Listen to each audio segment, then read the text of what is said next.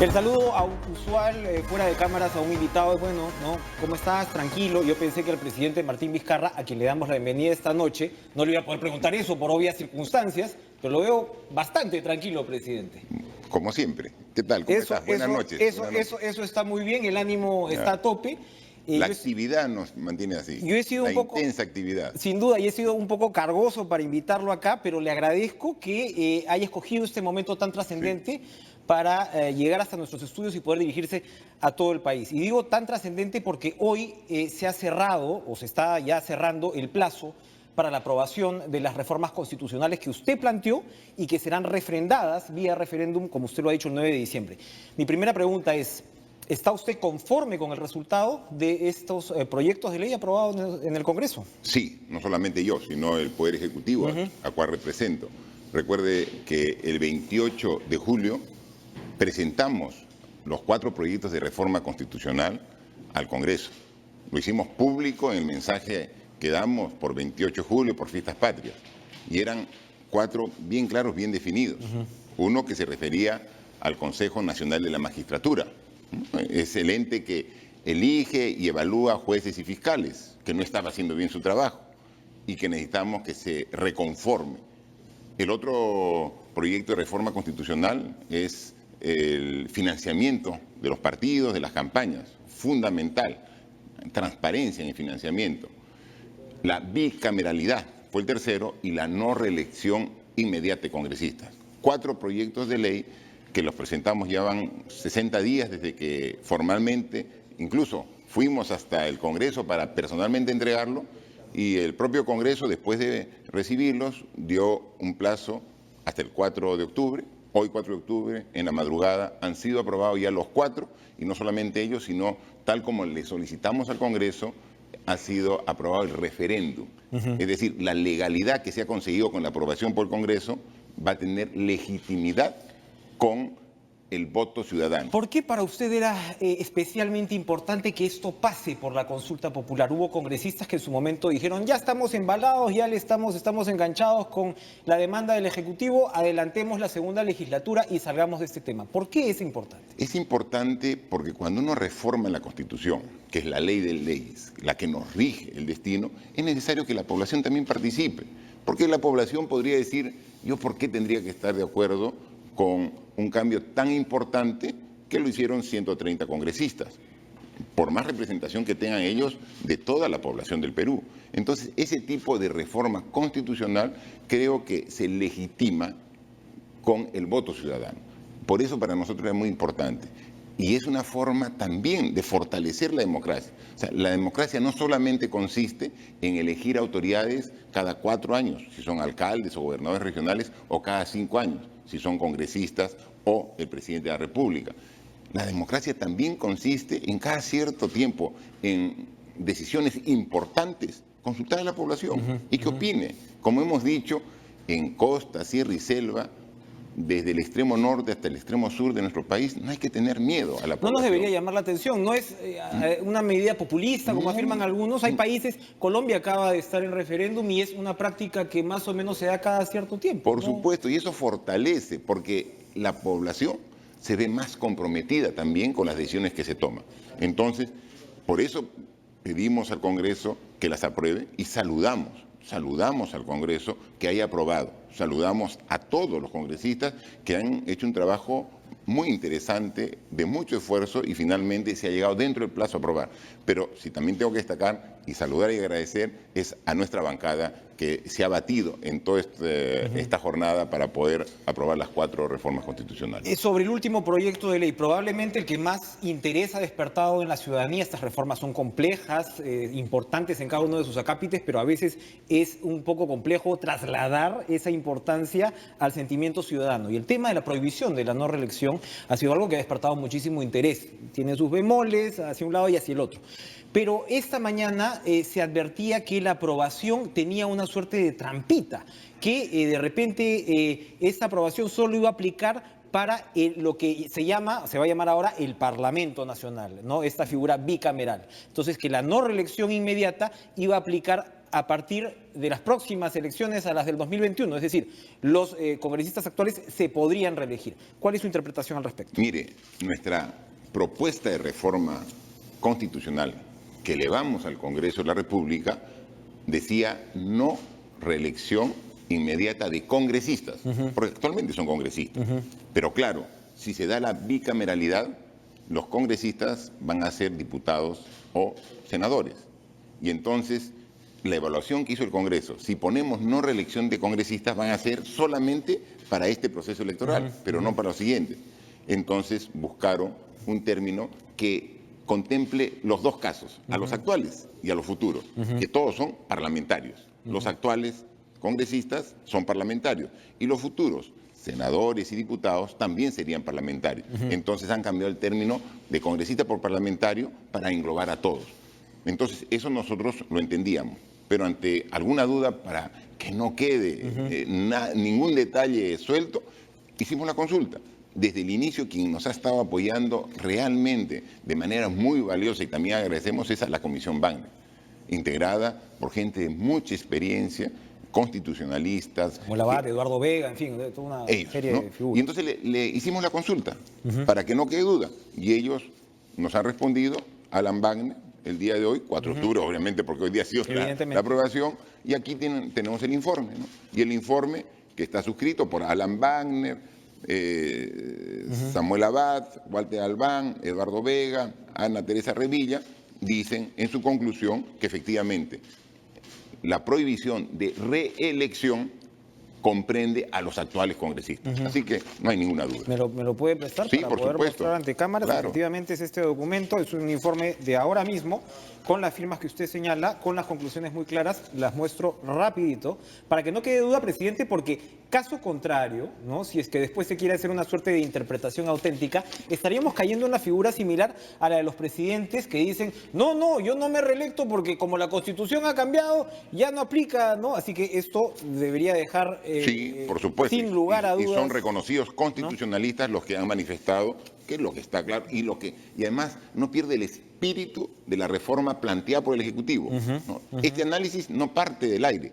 El análisis que hace el Congreso de la no reelección parte del pedido que hemos hecho nosotros como Poder Ejecutivo y que yo personalmente presenté. Y este pedido dice prohíbe la reelección inmediata de congresistas. Entonces se recoge ese pedido. Así que no hay ningún problema.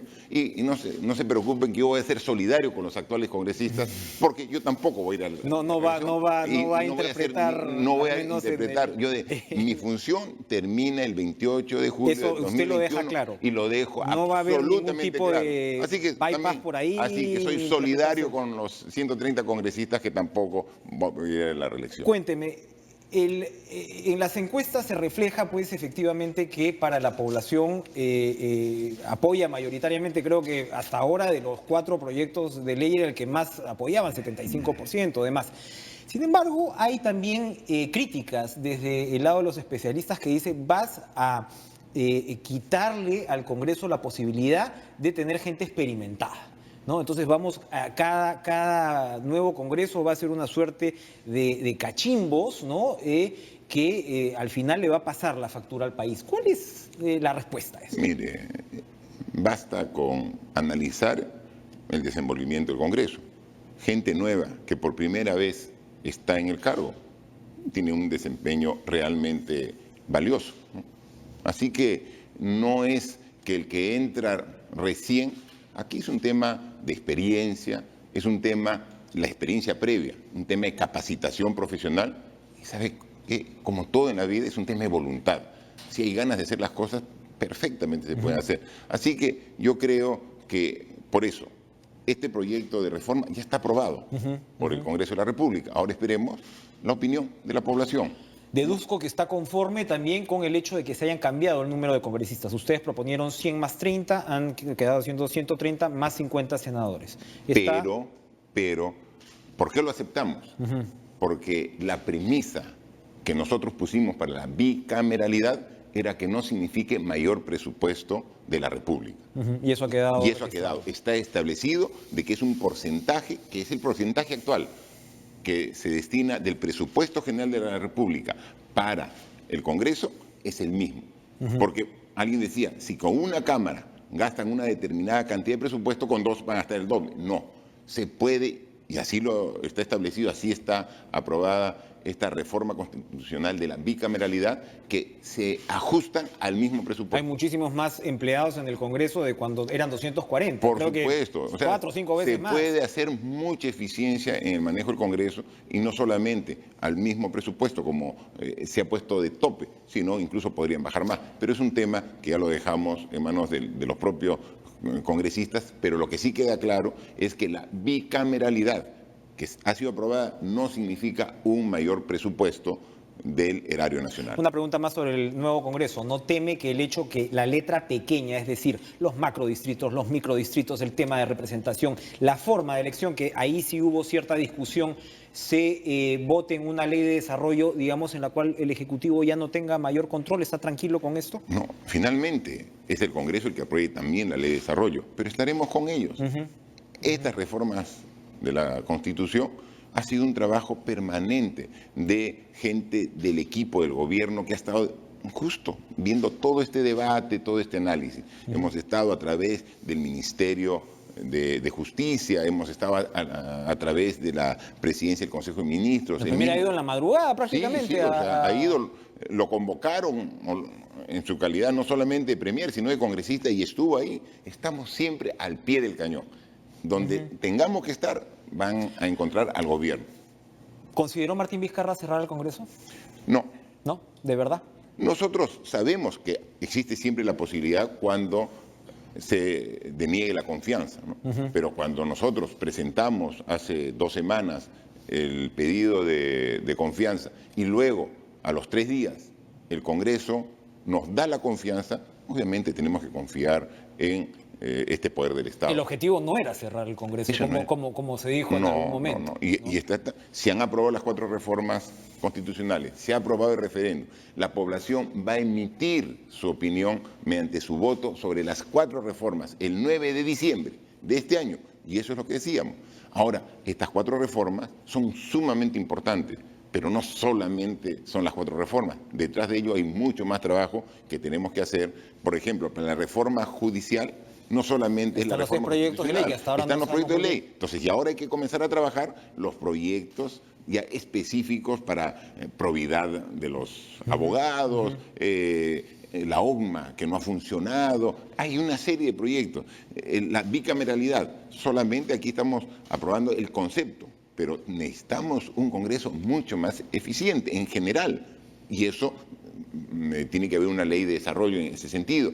El tema de financiamiento de los partidos es sumamente importante. Entonces, detrás de ello tenemos mucho que trabajar, y así que no es que con esto llegamos a la meta, no, es solamente un paso en el camino que tenemos para luchar contra la corrupción, porque teniendo un Consejo Nacional de la Magistratura con personas idóneas, honestas, vamos a garantizar buena selección de jueces y fiscales. Estamos luchando contra la corrupción, que es nuestra bandera de gobierno, luchar contra la corrupción, tener garantizado el control del financiamiento de los partidos políticos, de los procesos electorales. ¿Qué hacemos? Estamos luchando contra la corrupción para que el dinero mal habido no entre a las campañas y finalmente en la gestión del alcalde, del gobernador o del propio presidente se quieran cobrar el favor de haber financiado una campaña. Todo eso es lucha contra la corrupción. ¿Es suficiente? No, hay mucho más trabajo.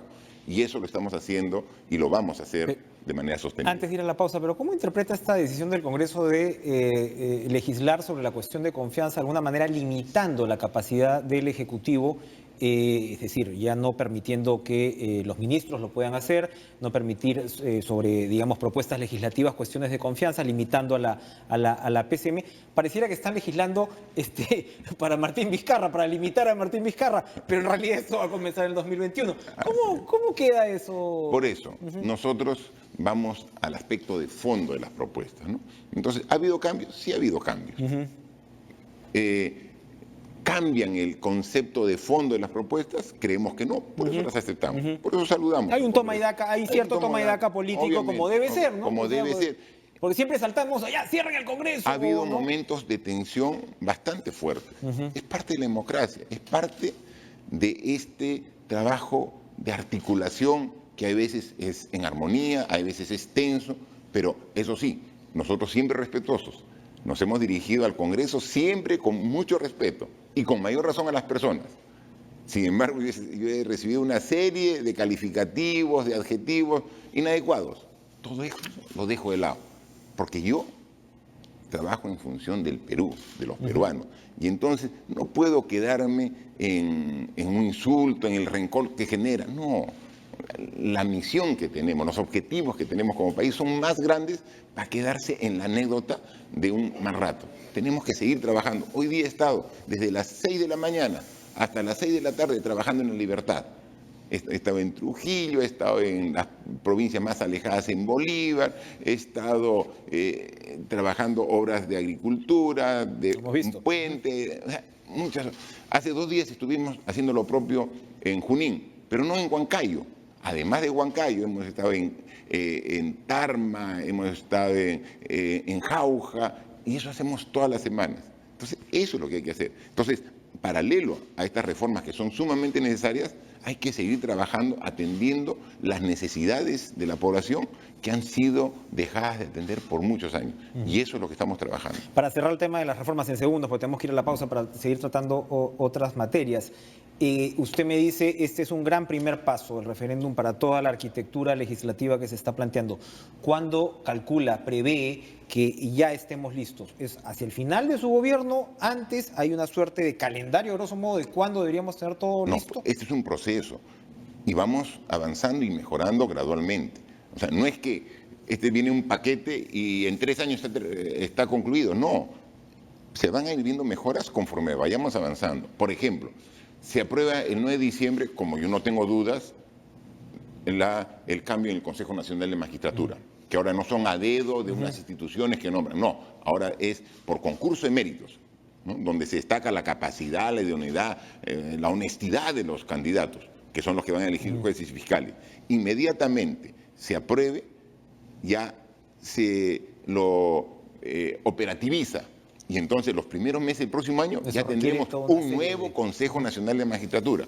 Le han cambiado de nombre, no importa, el nombre es lo de menos, pero es un nuevo Consejo Nacional que va a elegir los jueces y fiscales. Entonces, ahí vamos a evitar pasar por esta penosa situación de estar escuchando audio donde la justicia se oferta al mejor postor, ¿no? Entonces, porque vamos a tener, entonces ya se ven resultados. ¿Cuándo va a haber resultados?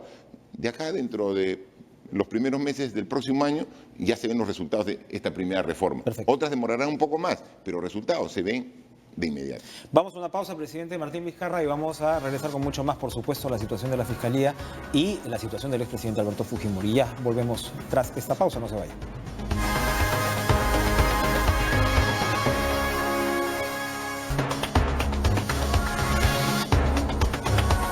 Terminamos este intensísimo jueves conversando con el presidente Martín Vizcarra. Presidente... Y me preguntas sobre la familia y mi nieto, ya me cambias mi estado de ánimo cuando me preguntas. Pero por eso está sonriendo, Sí, porque de todas maneras es importante, ¿no? La es familia... fundamental, o sea, la familia, el soporte que te da, o sea, después de días intensos de trabajo físico, esfuerzo físico, ir, subir cerros, bajar, entrar a la obra, esfuerzo también emocional, ¿no? Porque usted siempre ha sido un papá chocho, además. Y yo lo sí, sé pues, eso de antes. claro, papá chocho y ahora abuelo chocho, así que eso te relaja y nuevamente te pone listo para comenzar la jornada del día siguiente. Porque es día a día, ¿no? Es día a día. Este trabajo es en realidad un tema, me imagino, como dice la Biblia, cada día con su afán, ¿no? Así es, cada día. Porque tampoco... Cada día hay una agenda intensa, o sea, no hay día, o sea, incluidos sábados, domingos, no hay día en que no tengamos una tarea bastante intensa, pero ¿sabe qué? Lo hacemos con mucho gusto, o sea, con mucha fuerza. Y le voy a quitar la sonrisa, porque casi no hay día que haya problemas con el fiscal de la Nación. Entonces, ha habido pues un último cruce de opiniones. Al pedido, usted literalmente dijo que esperaban que el fiscal Chávarri diera un paso al costado, respondió con este tuit pidiéndole ponderación y diciendo pues que tenía 40 y pico denuncias que serían tramitadas con el debido proceso. Ya se ha respondido, usted ha dicho que no va a aceptar amenazas, el premier también lo ha señalado, que no debe estar un minuto más en el cargo, pero el hecho es que El señor Chávarri, todo indica, tiene todo el deseo de quedarse donde está y nada indica al mismo tiempo que el Congreso lo vaya a remover. ¿Cómo ve ya usted en términos, digamos, de la estabilidad del país esta situación con la Fiscalía de la Nación? ¿Cómo se va a resolver?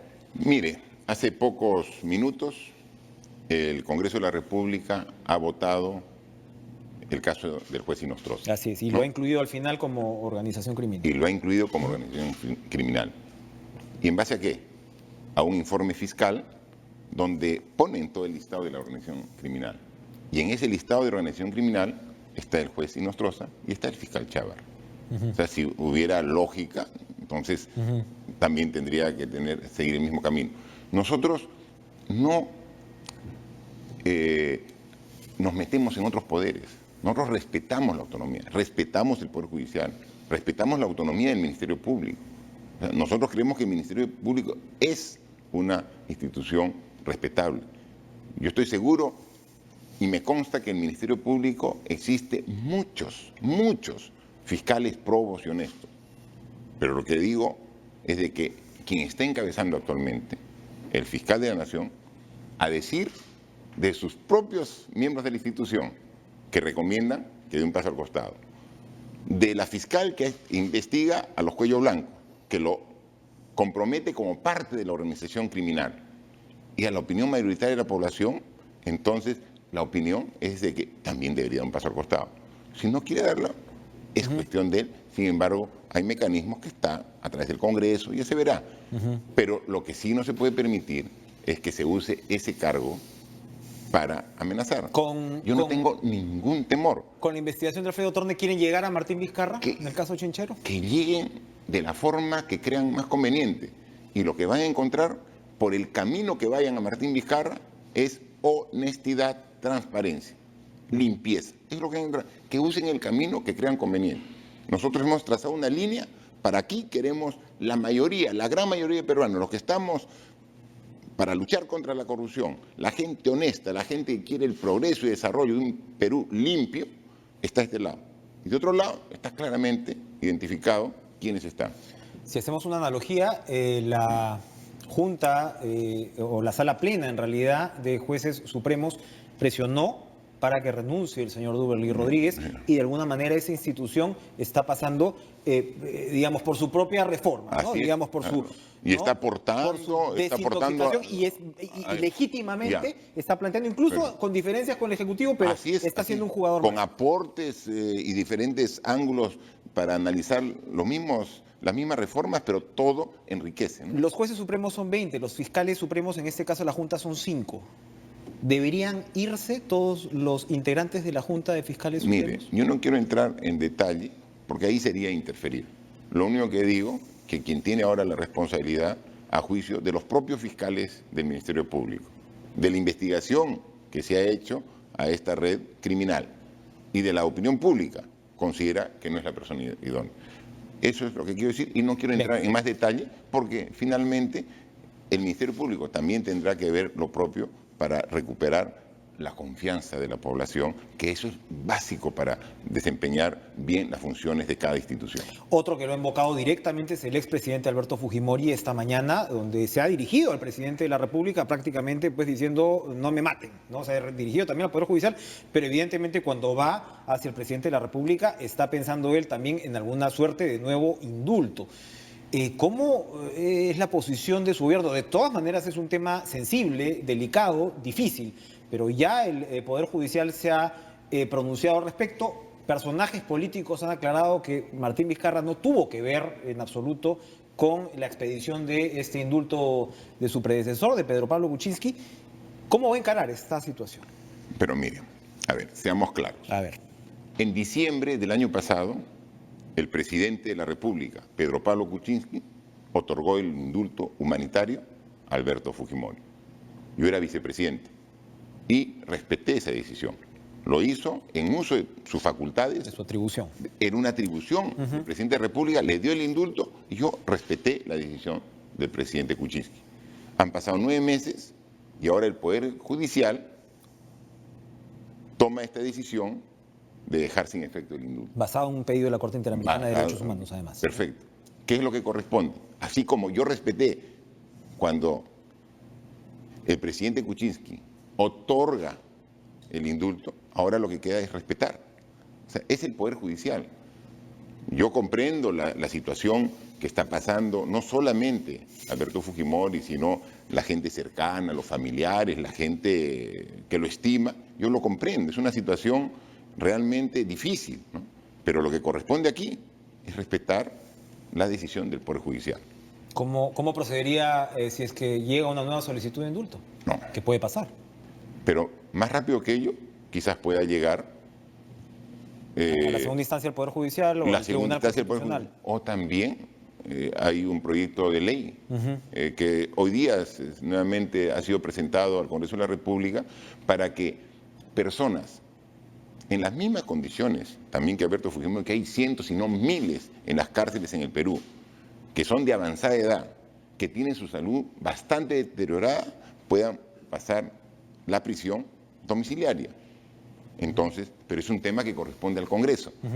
Nosotros, como Poder Ejecutivo, respetamos las decisiones que se toman, la del Poder Judicial, y si en caso toma una decisión el Congreso de la República, ¿usted lo vería factible? Tenemos que respetar, tenemos que respetar.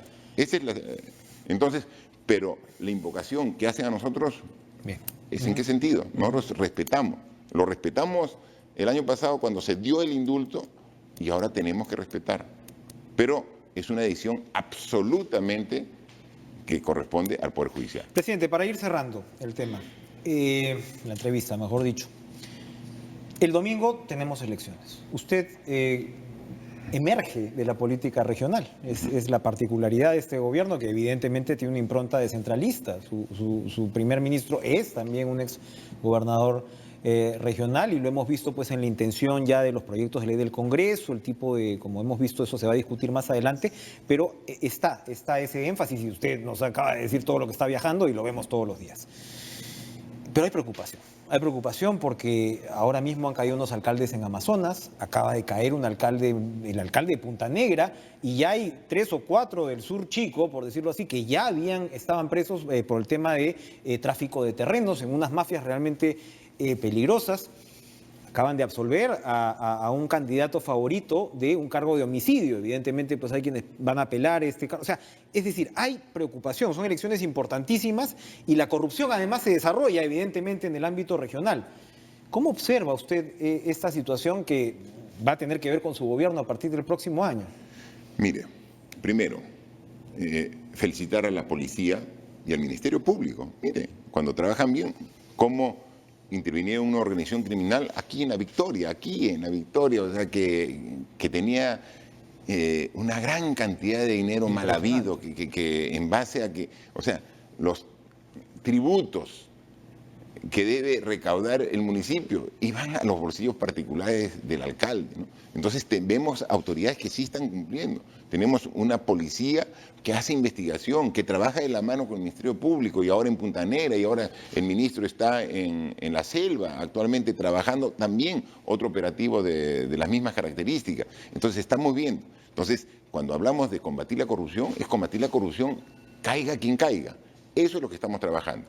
Pero estamos a 3 días de las elecciones, y nosotros, donde vamos, a ciudades grandes como Lima, y nos dirigimos a la población, o ciudades pequeñitas, hemos estado hoy en Calemar, inaugurando un puente, a más de 6 horas en carretera de Trujillo, para conectar Trujillo, la costa peruana, con una carretera de acceso hacia San Martín y hacia la selva.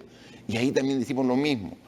Por favor, analicen su voto, sean responsables este domingo, porque de su voto depende el tipo de autoridad que van a tener el pequeño distrito, la provincia, la región o ciudades, urbes como donde estamos, Lima Metropolitana.